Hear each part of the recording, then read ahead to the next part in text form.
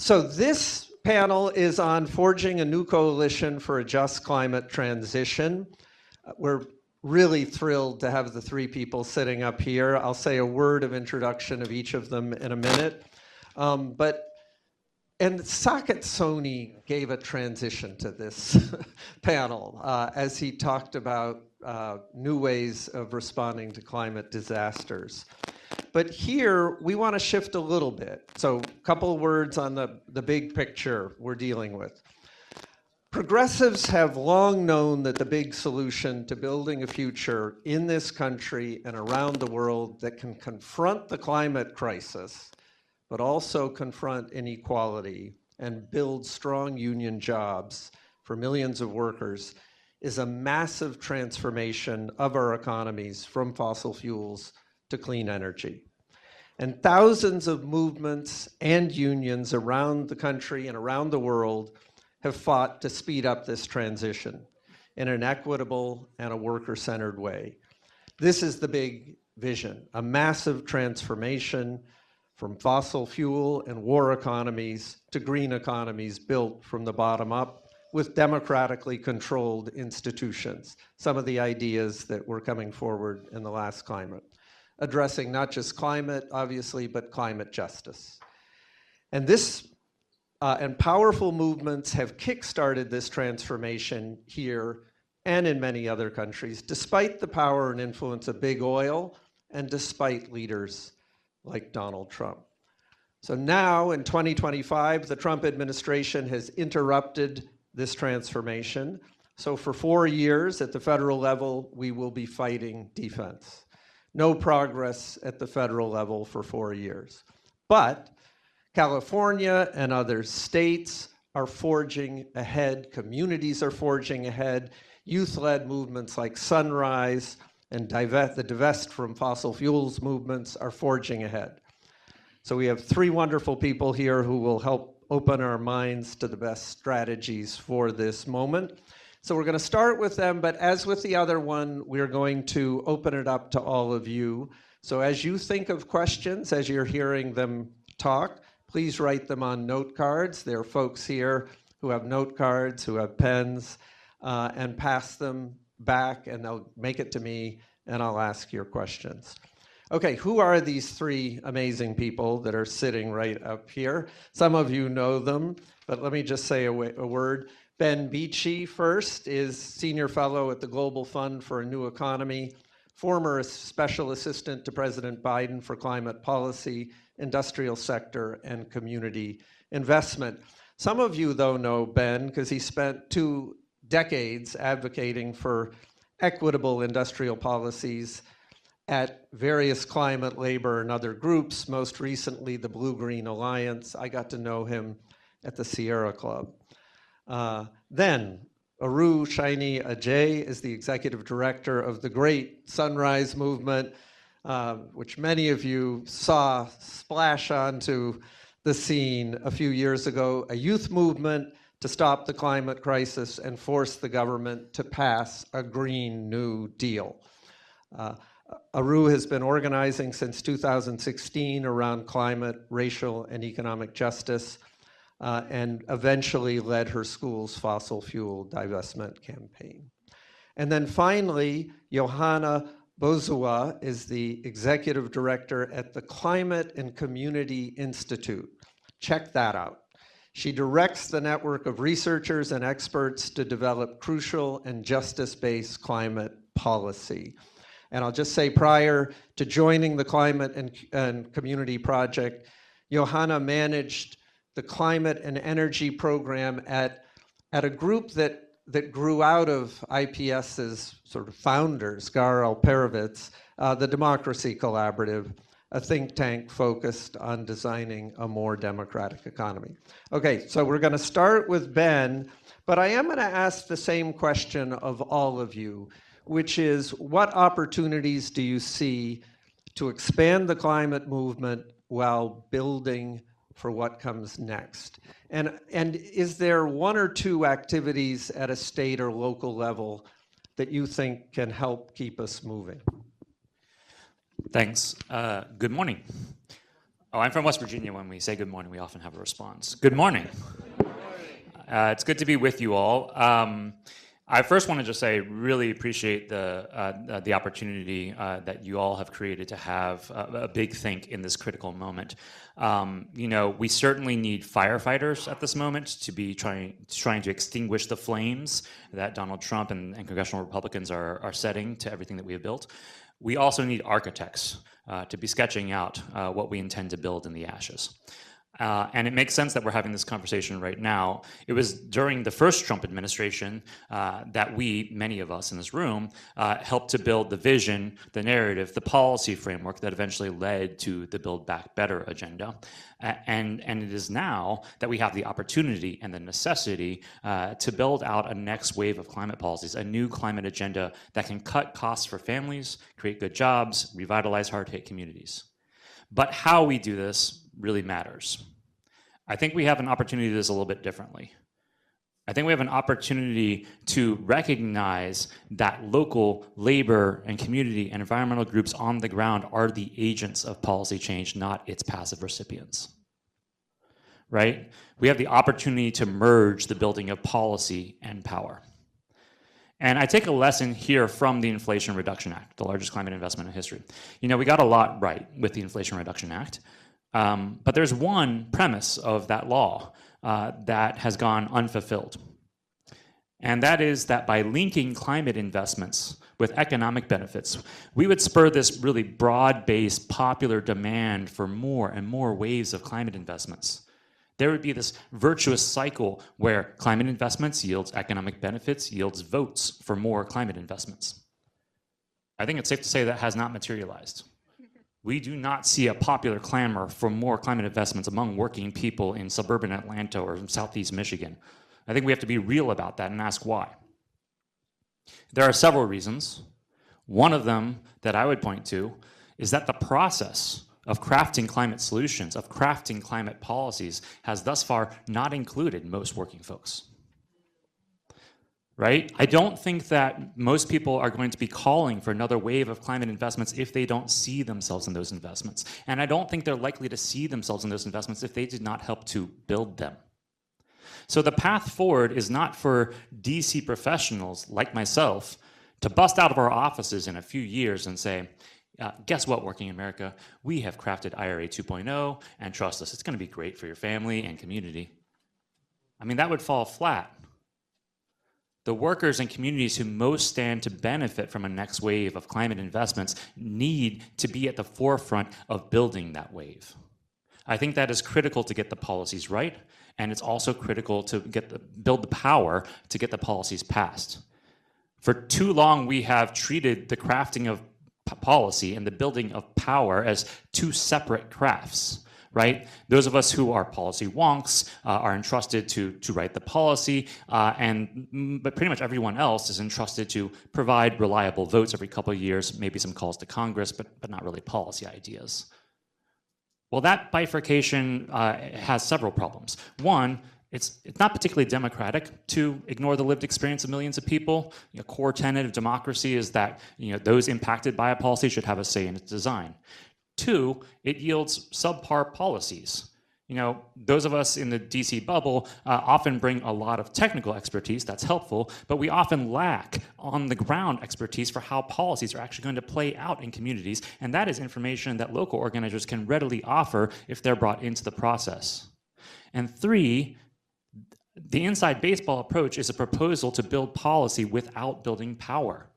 That's not exactly a winning strategy. I mean, if we were to try to craft the next big thing for climate in the DC bubble alone, I think we'd end up not with a passed law, but a white paper.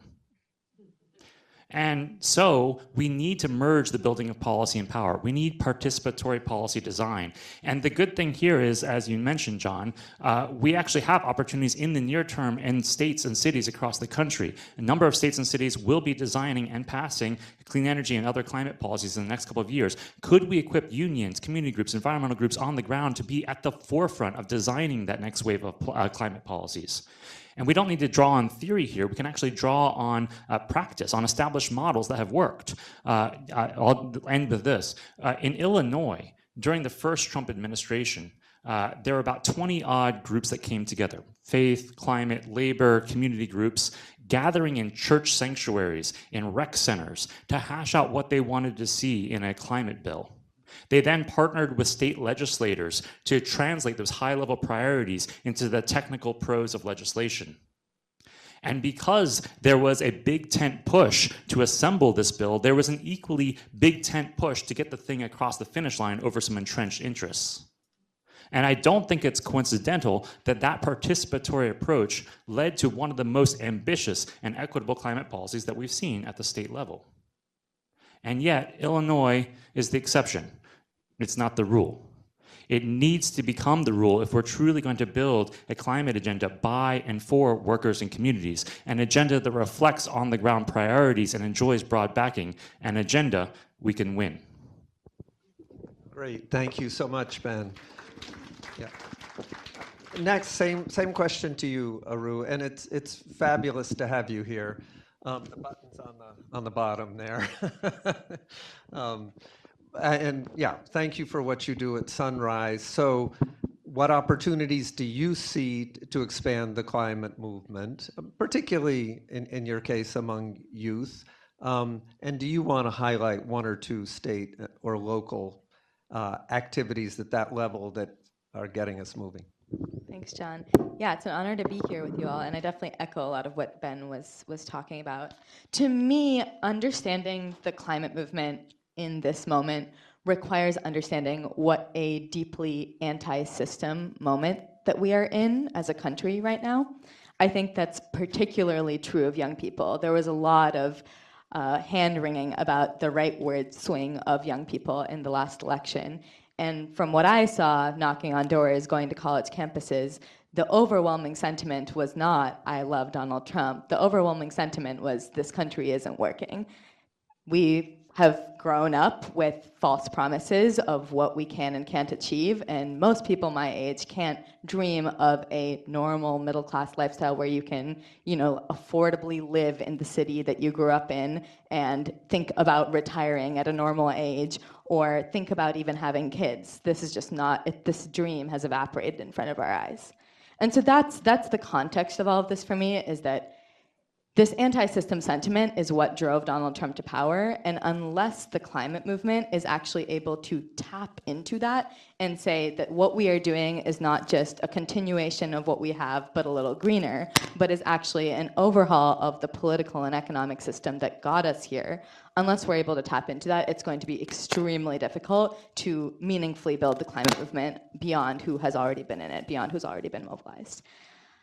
And that's what Trump did really effectively as well. And I think that if we look at the lessons of the last term of the IRA, to me, this is really deeply tied. When Biden was able to come into power and when we were fighting for Build Back Better, there was an inability to be able to push for the structural political reforms that would have allowed us to pass sweeping legislation at the scale needed, forcing us to negotiate through like an arcane reconciliation process that, many people could speak to in more detail than me, but that is like frankly ridiculous that we live in a system that forces us to address the most urgent problems of our generation through these processes. So that's a lot of how I think about it. I'm like, we need to set forward a vision of overhauling our political and economic system and tapping into the populist moment that we live in right now. I think there's a lot of different campaigns that have the potential to do that. One campaign that we're running in several states is the Make Polluters Pay campaign that we found really, really effective, asking for polluters to pay for the effects of climate disasters. We're running it in many states. I've been really enjoying talking to our Florida hubs about this, where they are finding so many doors that they knock, Republican voters saying like, oh yeah, I support making polluters pay for climate disasters. Because who wants to pay for the bills, the effects of disasters on their own homes? And I think it's that sense of telling a story of there are villains to blame for this crisis. There are fossil fuel billionaires who have brought us here. And that our ordinary people can benefit from the policies that we pass, and that we want to do that not only at a state level, but use that state level policymaking to build the types of bases that are able to eventually build up to the type of like mass disruption, mass pressure that we need for larger structural reforms. That's the path that we need to lay out. And then I think the other thing, especially for young people, is about laying out a credible path to change. Many of us were in high school during the mass walkouts for March for Our Lives and then for the climate strikes. And what I see among my generation is not actually a skepticism of the problem or a skepticism of the solution. It's a disillusionment with whether or not we can win anything in the first place. And so a lot of I used to run Sunrise's trainings program. We used to have to spend much more time being like, here's what the climate crisis is, here is the scale of overhaul we need in order to win.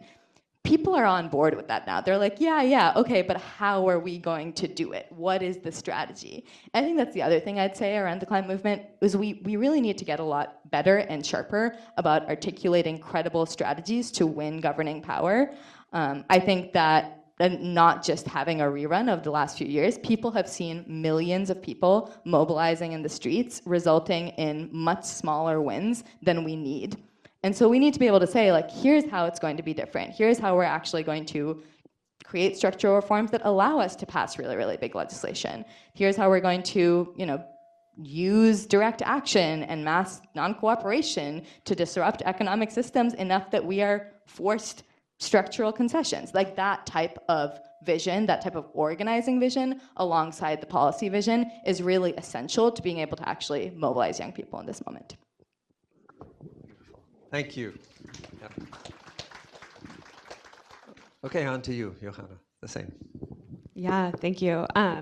Wow, going after Ben and Aru is like a hard thing to follow, but also so great because the amount of alignment that's already on this panel is so clear to me. So I'm probably going to hit some of the things that Ben and Aru have already talked about, but the way I wanted to open actually is about an experience that my colleague, when she was off of her job in New York City on primary day, it was 105 degrees, and she was going around to the different polls to see how things were going, and it was often in these schools in Queens or in Brooklyn where poll workers were in the basement of these schools with no AC and just about fainting. They didn't have water on hand. And these are largely like Black women workers who are really in this moment at the front lines of our democracy and climate change. And so she had to call the election board to say, hey, guys, these people need water. These people need, AC. Can you bring fans in? And they sent paper fans. And this is what our democracy looks like on climate change right now. And in this moment, it was a primary in which we had a very institutional actor who was on the ticket and someone who was a progressive populist candidate as well, Zohran Mamdani, who's been mentioned before. And Mamdani crushed in that primary in a way that I think we had it, I feel like the left was feeling a little sad, and this was this incredible moment of saying oh my goodness, things are actually possible. And the reason he was able to get that message across and have such a wide swath of young people, bodega workers, teachers that really crowded in behind him was because he was talking about a vision of what an affordable New York City looked like. He told you, yeah, the landlords have made your rent too damn high, and we actually can do something about it. And he connected affordability to the future that people actually want to live in. And this campaign may not be coded as a climate campaign, but in many ways, it actually is. The biggest thing that if you hear someone from the Mamdani campaign talk, they say, we're gonna give you fast and free buses. That is so obviously also a climate campaign. That's about actually giving people access to transit, allowing their lives to get better, and also maybe electrifying those buses along the way. And so, I think that this is the type of campaign that's emblematic of where we should be going and how we should be thinking about integrating climate into the type of power building that is necessary. Being able to connect the cost of living crisis we're currently in to the climate crisis and actually saying we have a solution for you. And I think that that is actually what could create fractures and fissures in what we've seen, as Aru very clearly pointed out, a working class base, a young base, and increasingly multiracial base that's shifting to the right because of the sheer feeling that this system isn't working for us. And so we have to say, yeah, we totally agree with you. And instead of the political coalition that Trump has been able to make of this multiracial working class that is working alongside billionaires and pointing at our institutions, our government as the problem, and actually redirect that conversation and say, no, we hear you, absolutely, this is unacceptable. And it's the elite, it's the fossil fuel, it's CEOs, it's the healthcare CEOs, it's Jeff Bezos that are the problem, and we actually have a solution. And at the Climate and Community Institute, we think about how we actually work alongside the working class to integrate climate into their fight. So one of our core partners is the Tenant Union Federation, TUF, an incredible group that's combined a lot of tenant unions across the United States that are actually fighting for the affordable rent and their living conditions. And these are the people who are trying to survive through not having AC in their house when it's 105 degrees. And by working alongside them, it's actually an opportunity for us to say, yes, oh my gosh, you are experiencing a climate crisis right now, and we actually can build an alternative. We can, instate rent control, and we can, on the longer term, fight for things like green social housing or green affordable housing. And so I think it's about also providing people those clear material benefits early on and build alongside them. So it's not a climate movement, it is a working class, broad-based movement that climate is one of those pieces. Because as we know, when it comes to the cost of living crisis, climate is in fact the multiplier of the cost of living crisis. And it also can be a part of the solution. Yeah, fabulous. Thank you. You've opened up a lot of things here. I did want to just throw one more thing into the debate that none of you mentioned, which is one of the central campaigns of the climate movement over the past decade that the Wallace Global Fund also played a key role in, is the campaign to get institutions to divest from fossil fuels. Be they governments or union pensions, or in the case of Ellen Dorsey at Wallace Global Fund leading that effort with Scott Wallace and Scott Fitzmaurice in the foundation world. Curious, as you said, I think, Aru, you said people want to know who the enemies are. And I'm curious, that does lift up, the enemies, the top fossil fuel companies.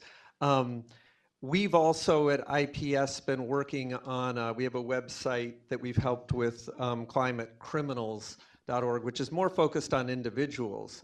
And there's, an observation is I don't think most of us could name one of the people who you all would think of as a top climate criminal. So I'm curious what you think the next phase in the divestment movement is. It's interesting, after lunch we'll turn to foreign policy, where of course student groups have been focused both on divesting from fossil fuels, but also divesting from weapons manufacturers whose arms go to Israel. What would you say to students about those fights? Or do you think we should also pull leading individuals? Who is the Elon Musk or the Jeff Bezos of the climate criminals? Don't know which of you would like to start with that. I can start us off. Yeah.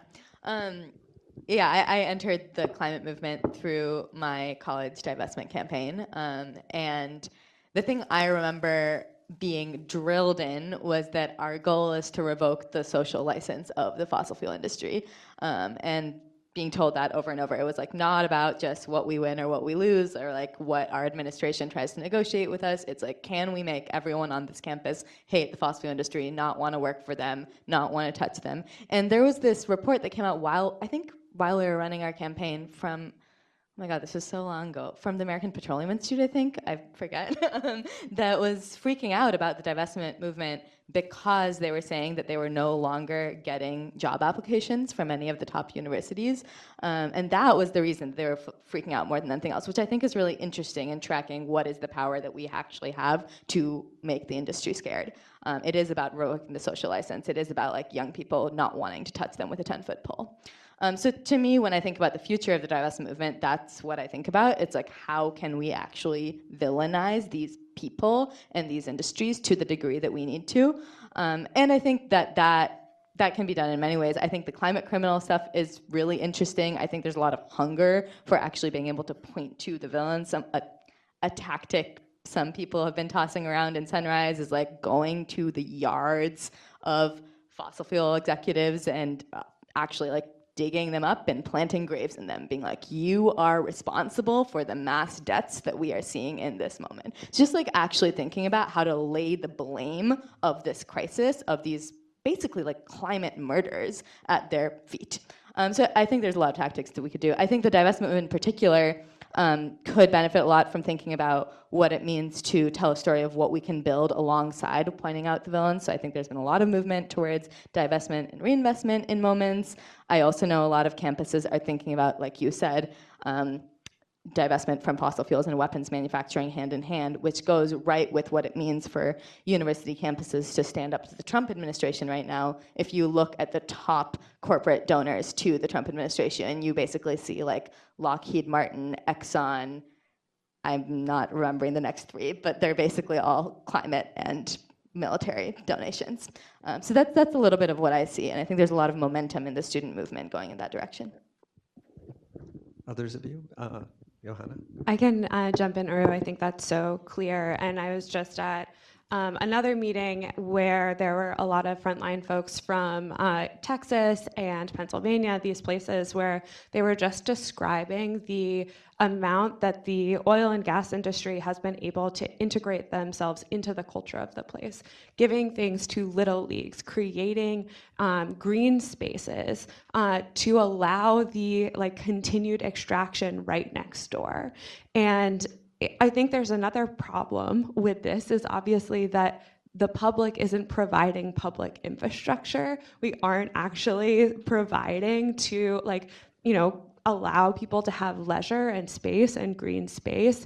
And instead, people feel that they can't lose the oil and gas industry in their community because then they lose their little league team. They lose their football team. Like they lose the stadium that was like their place of convening. And so to Aru's point, being able to erode the fossil fuel industry's power over people and like lay those that mass death at their feet, and also be able to say we can build a public, like we can actually create pools in your backyard. We can figure out how to finance that and like give people something that is like concrete in their backyard that they're going to be able to see in a way that it might not be that it's solar right off the bat, right? But it's a pool that they can cool off on in the heat of the summer that now is hotter and hotter in Texas. And that allows us to get to a little bit of that virtuous cycle that then, was part of the theory of change with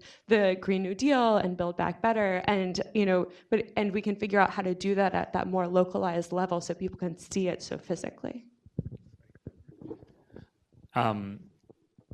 Throughout like the last couple of decades, the corollary to the divest has been the invest side, right? And as you mentioned, right? And so maybe the thing I could add is on that side of the equation, because I think the invest side also directly allows us to address people's actual lived economic anxiety. As you mentioned, Johanna, like free buses, green social housing, et cetera.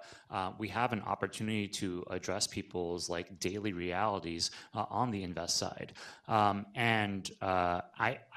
This is actually one thing that I do think we got right with the Inflation Reduction Act, right?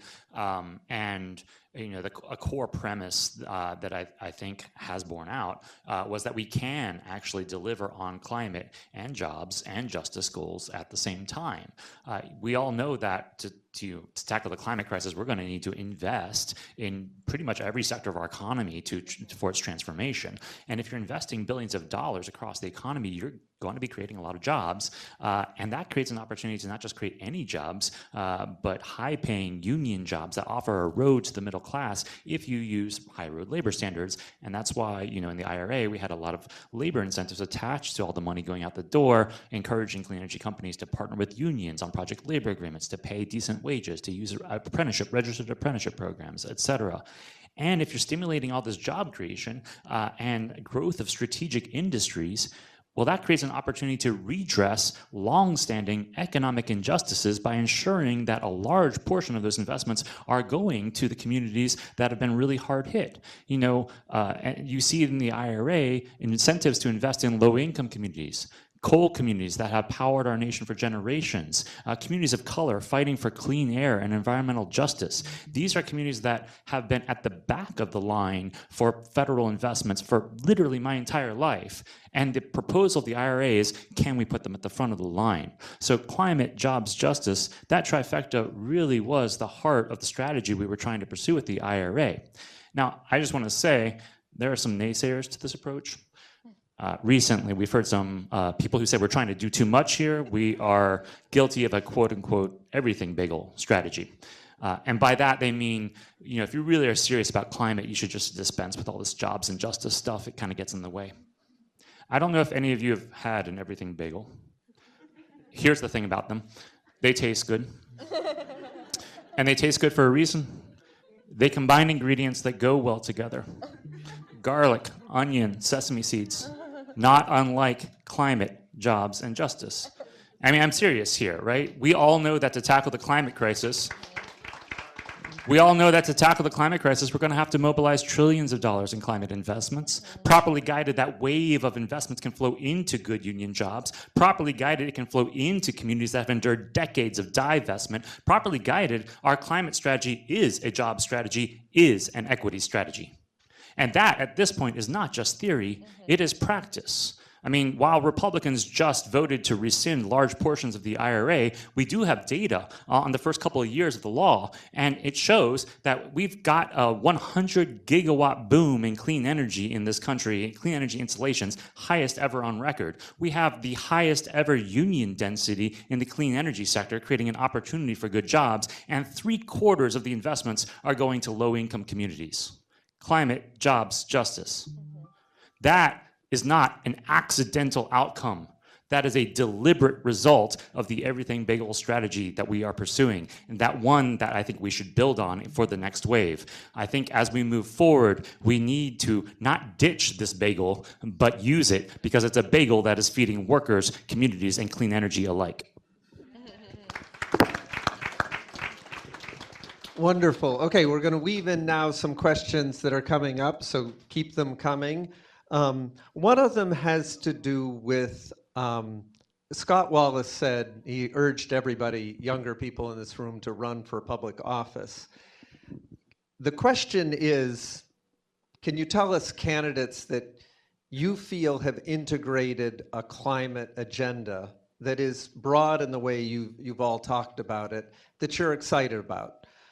This asked, is there anyone running in 2028 that you could imagine that would embrace this agenda?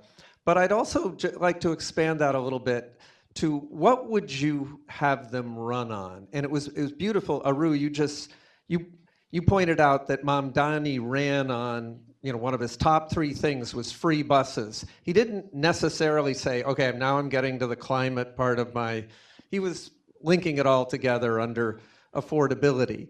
So curious, what in addition to that, free buses, that's a clear one, transit equity, would you urge people to be running on that has climate at the center, but deals with justice and jobs and so on, concretely? Are there another couple in addition to free buses? My favorite that I would love to see people running on, especially given, is a federal jobs guarantee. I think it's one of the best ways to actually talk about the sheer scale of work that is needed to transform this country. I think it taps into a lot of the rising economic anxieties that we're seeing, and I think it's going to extra tap into it given the rise of AI and how many people we're about to see, like I think, mass unemployment, unlike what we have seen in this country for like many, many years. And to Ben's point, I think it's about the painting a vision of jobs that can actually give you a pathway to the middle class while actually doing something constructive and productive in your community. And I see that longing in young people all the time. So many people actually just want to do something that pays well and is meaningful in the world. And I think that could be like a really winning piece of the agenda in 2028. So that's my first take, but I'm curious to hear from y'all. Yeah, wow, I also love a federal jobs guarantee. A few things that I think I would put on the agenda for someone who's running is schools as another place, because I like to call schools the charismatic megafauna of like public infrastructure. It's like where everyone goes. You have to drop your kid off at school. That's where, as I was talking about at the beginning, you go to vote. It's where teachers work. And I think it really is this like hub of community in a moment in the United States where we actually don't have as many hubs for community as we deserve. And it is also, we've seen the teachers movement, or like the teachers unions, absolutely kick butt and like really fight for things that are not only for them and their wages and their working conditions, but also for their students, for their community. When we've been working with the Chicago Teachers Union, I know Aru, you've also, the Sunrise Movement was also involved there. They were thinking about like, how do we get transit to our schools so our kids can arrive here? How do we think about affordable housing? So it's kind of like this little spot where you're able to blow out so many other opportunities. When teachers are able to talk about clean energy going on the top of their buildings or energy efficiency, they actually can say this is going to bring the bills down when they're fighting also for the bill to go up in terms of their pay going up. So I think this is like an incredible type of investment that we can make in people, in students, in communities. The other piece is housing. Green social housing. Like everyone says, the rent is too damn high. That is what everyone is experiencing right now. And there are ways for us to already start doing parts of that agenda. Like, why can we not mass procure small induction stoves to go in apartments and actually be able to provide people that while we're fighting for something that is even bigger, like green social housing? So I think those are two kind of core pieces that I think anyone who's running in this moment could actually be able to bring a popular base in and bring them into our vision of what the future could look like. Affordability, affordability, affordability. That's what I would have folks run on. And let me just go back to say that we were a little bit hamstrung during the Build Back Better push, right, on this question. It was a record low unemployment, high inflation environment, and our primary economic message to push for climate investments was jobs, jobs, jobs. You can see why that might not have resonated with everyone, because it wasn't addressing one of the biggest economic concerns of most people at that point, which was the rent is too damn high, at the high cost of living. But that wasn't just a messaging gap. That really was predicated on a policy gap. Number one cost for most American families is housing, of course. We had a bunch of housing investments in the initial Build Back Better agenda. This was green housing investments, pro-climate, pro-worker housing investments. They were stripped out before the bill was passed. So we couldn't talk about that. Number two, cost of living expense for many American families, transportation. We had a bunch of public transit investments. Some of us in the room fought very hard for those investments. They were stripped out, not all of them, but many of them were stripped out of the final Build Back Better agenda. So we couldn't really talk about those. A third cost for many American families, care. Child care, elder care. The entire care agenda was stripped out despite the work of many people across the country. And so we were left without like a strong policy leg to stand on in saying this is actually going to meaningfully lower your costs. We have an opportunity going forward to fill that gap. to actually build a climate agenda that cuts costs while, yes, also creating good jobs with benefits flowing to the hardest hit communities. And just like to double down on the housing point, we don't have to dwell in theory. A lot of cities are doing this right now. A lot of cities are pursuing and passing affordable housing policies that create good jobs because they're union-built houses. They cut your costs because they not only provide additional affordable housing, but they cut your utility bills because they are efficient and electrified houses. They cut your home insurance rates because they're also climate resilient houses. So it does have climate and affordability and jobs and justice all built into it. And we have an opportunity now to scale that up to a national agenda for our next governing moment. Beautiful. Okay, and also thank you for all the terrific questions that are coming up here. We have only about 10 minutes left, so I'm going to read a few of them and then focus in on one of them that it would be great for you to deal with. The first one is, I'm from out of town. Where can I get a great everything bagel in D.C.? That's one. Not necessarily for you, Ben. It could be for anyone. How can we end all direct and indirect tax breaks and subsidies to the fossil fuel industries? Could we not get some conservatives, Republicans on board with that, since they're not for government subsidies? We've seen, I mean, and then I want to just pull you in on two that focus on divisions within the Democratic Party, if you will. One is we've seen the DNC and politicians like Congressman Jeffries refuse to endorse Mamdani. How to make them understand that this is a great agenda, at least in big cities. And likewise, there's a debate that I'm not sure everyone here has been part of, but that is a fascinating one in the Democratic Party, which is, in recent months, we've heard a lot about abundance as a potential forward-looking agenda. Some people are putting it forward as a forward-looking agenda for Democrats. Do you see abundance as the path to climate action? So feel free to, if there's any of those that particularly grabs you, take it, but I'm curious. I know you've all thought about this abundance debate, and I think that could be helpful for all of us. We can go right down. Yeah. Sure. All right. So I'm gonna take the bait on abundance. There's so many abundance events. I'm doing another abundance event this evening. All right. So look, I think more words have been spilled on that word. More ink has been spilled on that word abundance, right? In the last few months than really at any point since the word was created. I looked it up in the Middle Ages. I think let's start with the goal that abundance proponents put out there, which is let's build things faster. I agree with that goal, kind of incontrovertible, right? Like we absolutely, it's mission critical that we build things quickly. I mean, from a climate perspective, no climate advocate worth their salt would suggest that we don't need to build a lot of clean energy and quickly. Not a new idea.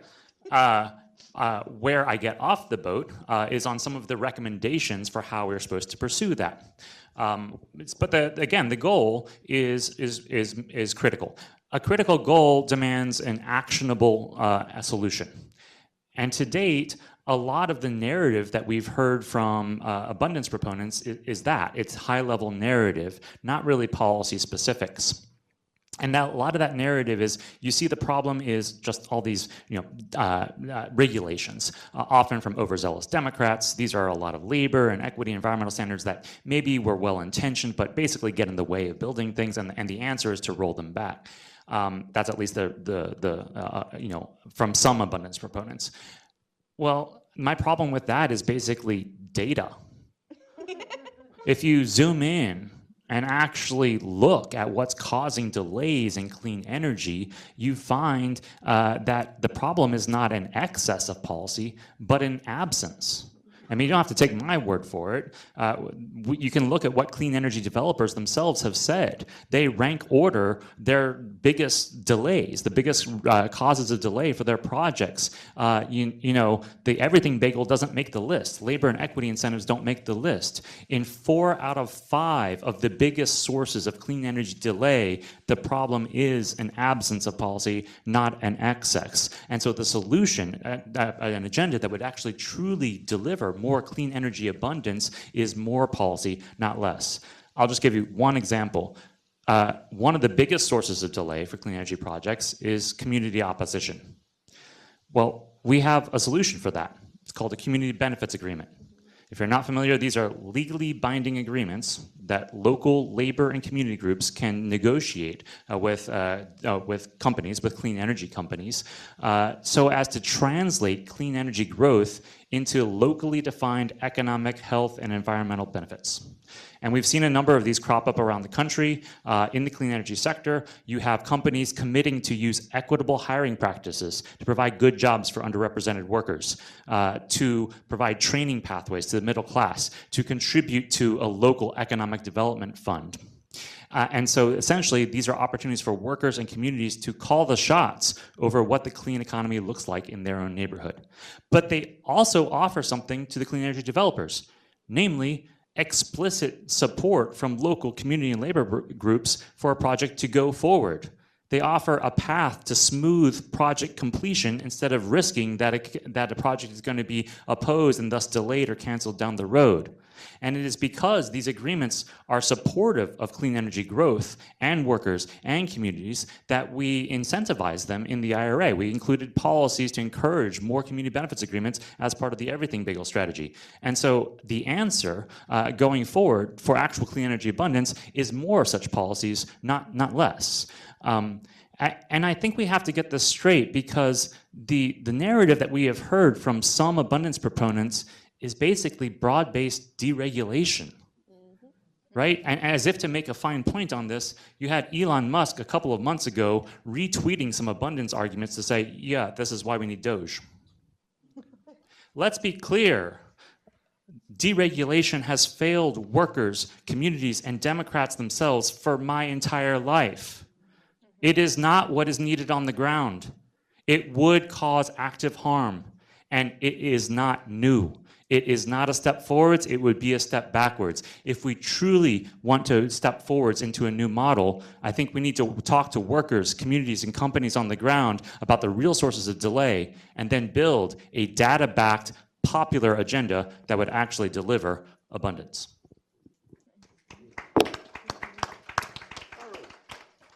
I have very little to add about abundance in what Ben said. Maybe because I read his heat map article on it, and if you want to hear more about it, read that too.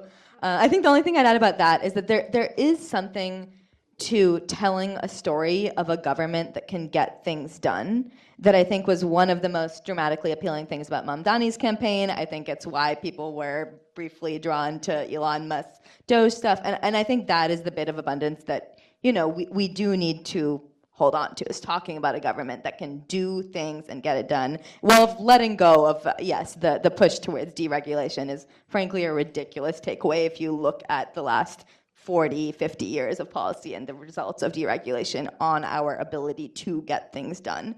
I maybe will take one of the other questions you were floating about, what it's actually going to take to push the Democratic Party in the direction that we're seeing.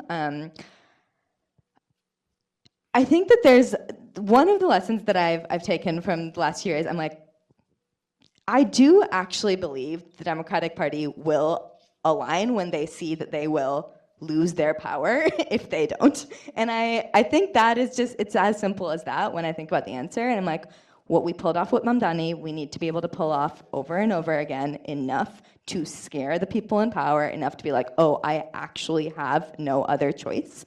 And I think there are a lot of very interesting strategies about state organizing groups looking at how to take over their state DNCs that actually in order to take over state parties. I think there's a lot of internal party organizing that's happening, but none of it is going to work unless there is actually a mass movement and a mass organizations that are able to provide the organizing power. And I think a lot of the lessons from Mamdani's campaign have been about, oh, what's he saying? What are his social media videos saying? To me, a huge lesson is just the fact that he had a volunteer base that he built that was able to knock thousands on thousands of doors and fill, I forget what the number is, 50,000 volunteerships? Is that, yeah, 50,000 volunteerships. This, like, if you look at the scale of that, that outdoes the 2.2 million Obama 2008 volunteers, like, by like ratio. It's incredible. And I'm like, that type of mass organizing power, I think, will actually force Democrats on the defensive and be able to force the Democratic Party to align with us. Yeah, I agree. And you know, the vibes have to be right. Like, the truth is, a lot of people are voting on vibes, and the abundance agenda, like, people don't really know what that means. But when Zoran's like, I'm gonna give you a fast and free bus, I'm gonna cut your rent, that's actually, like, that's the vibe I want to be with. Like, that's like the exciting thing to be a part of. And so I think, Aru, what you're saying there is, like, we have to create the gravitational force. And we have time in this moment to be able, as Ben was saying at the very beginning, show that at the local and state level and be able to draw that power forward to the national level. But I also can't help myself when it comes to talking about abundance just a little bit. Ben's covered it so, like, eloquently. But I think one thing I wanted to add to your analogy around the everything bagel is also the political coalition it takes for us to get things done. Like, we want labor, we want jobs, we want justice, we want climate, but we also can't win those, like, that legislation or that law unless we have labor on board, unless we have the working class on board. Because truly, when it comes to us, like, we don't have the same billionaire backing as the right wing. So that means we have to rely on people, and that is the political coalition that's going to allow us to get over the line. So it's not only just good for us on a moral standpoint, it is like a political necessity for us to be thinking in that way. And a piece about the abundance I think is so fascinating, Aru, I think you mentioned this, or maybe Ben, is that it's this idea of the government doing work, or like us moving quickly. If I think about what the Green New Deal was about, it was about moving really freaking fast and the government working for you. And they kind of took it and they were like, oh yeah, but let's do it 90s style neoliberalism. Like, that sounds honestly awful. This person I was talking to the other day described abundance as, like, what if it's like eliminating the seatbelt law, like, and we're in cars. Cars are like the most scary things out there. They kill more people in a year than, like, basically anything else, and it's eliminating the seatbelt law. So and the idea is, like, well, if we eliminate the seatbelt law, then at least we'll get a bunch of clean energy on the grid. For me, yeah, that's a really big risk, because guess what the, like, vehicle crashes? It's the fossil fuel industry who, when we strip those laws away, they can run in, and they're actually kind of better at being able to manipulate these systems. And so I want to actually tackle the climate crisis, which means that, as Ben says, we actually need to build the policies that are going to allow us to do that. And for me, the thing that feels like the right type of seatbelt law is actually investing in our federal government, investing in a bureaucracy. And the reason it often hasn't worked is because we have an anemic state that has been just, like, whittled down for decades. And the truth is, now we're in a moment in which the state has been absolutely decimated. And if we're going to be the phoenix from the ashes, that gives us a huge opportunity to rebuild and actually, like, bring people in. There are so many people in, FUN, the Federal Unionist Network, that are actually thinking about, like, how can we do, like, we know our previous jobs. We know we can do it better. And they're waiting in the wings, and that's a huge opportunity for us.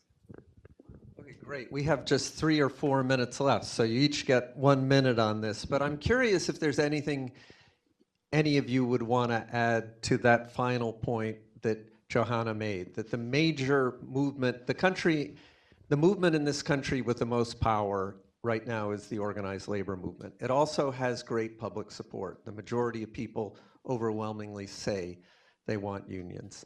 So any other thoughts on how to build that even more powerful coalition that has labor at the center of climate solutions? I know you've all dedicated your life to these coalitions, but anything you'd want to add on that?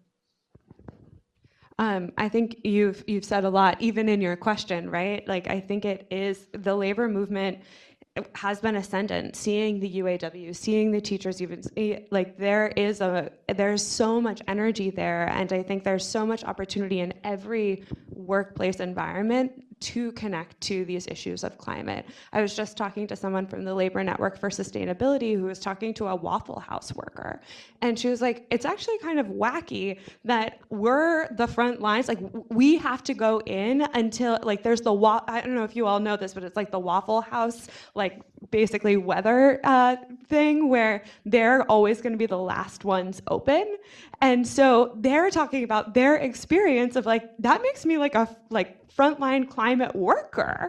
Like, that's wacky, that's totally wild. And so I think if we're able to find, even when you're talking to a Waffle House worker, it's not only clean energy workers who are actually experiencing the climate crisis. She was also mentioning someone who works in Hollywood and is a cameraman, and he's talking about like the AI that's in the background that's making like all these machines that are making it so much hotter on set, and it's already hotter on set because they live in California. Like, there are all these different things that actually mean that like so many different facets of labor are experiencing the climate crisis, and it gives us such opportunity to be able to build with them. Also, because I know we're closing out, I have to say that I don't have a favorite bagel place, but I do live in Maine, and if you want a good bagel place in Maine, it's Rose Foods in Portland. Yeah, I mean, I definitely think that there's a huge necessity to build a climate movement with labor at its center. I think that actually includes a lot of young people are not necessarily in unionized workplaces, but are interested in unionizing their workplaces, are interested in organizing their workplaces, and thinking about the enormous potential that exists in the next few years for that is one of the things that makes me really excited. I've also just been amazed by how many young people are like following the UAW's calls, for example, to align contracts in 2028 for a strike. Like that call has received more organic momentum and has given people, I think, a lot of hope, something to hang their hats on. So that's certainly something that I'm tracking. And then, you know, we've all said this throughout the panel, but it obviously, whatever policy, whatever vision you are putting forward for what the climate movement needs to look like, absolutely needs to have labor-centric demands if we are to have any hope at actually building a movement across that. So that's a key part of it as well. Yeah, I think the thing I would just say, echoing some of the sentiments already, is, you know, organized labor unions are not some ancillary partner to the climate movement.